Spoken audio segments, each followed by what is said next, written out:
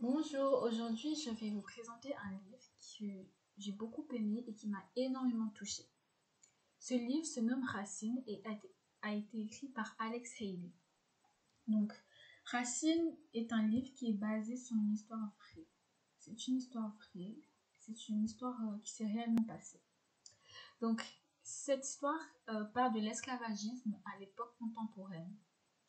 Cette histoire se déroule en 1750 en Afrique, plus précisément dans le Joufren-Gambie, et est basée sur un jeune homme qui s'appelle Kinta Kunte et qui fut capturé à l'âge de 17 ans par des esclavagistes blancs.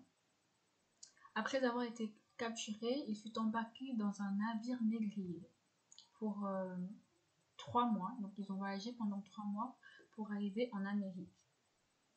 Ce navire contenait 140 Africains et Kinta fut l'un des 98 à survivre. Pourquoi les autres sont morts? Tout ça, c'est tout simplement parce que les conditions de vie étaient très difficiles. Ils n'avaient pas de quoi manger, ils n'avaient pas de quoi boire. Ils avaient de la nourriture, mais ce n'était pas assez. Il y en a qui tentaient de se suicider en sautant du navire. Ils n'avaient pas aussi de où faire leurs besoins. Ils étaient tous enfermés en bas du navire, enchaînés. Et cela fait que beaucoup d'esclaves sont morts. En arrivant en Amérique, il y a des critères de vente. Donc les esclaves étaient vendus. Le plus fort ou le plus jeune l'esclave était, le plus haut le prix fut. Donc c'est-à-dire, quand ils sont jeunes, on préfère les prendre parce que comme ça, ils ont le temps de former les esclaves. Et le plus musclé, le plus fort ils sont, le plus haut le prix est. Donc, cette histoire, elle est très touchante. Et ce qui m'a impressionnée, c'est que malgré toutes ces conditions de vie, malgré toutes ces souffrances, Kinta persévérait, il essayait toujours à s'échapper. Donc c'était vraiment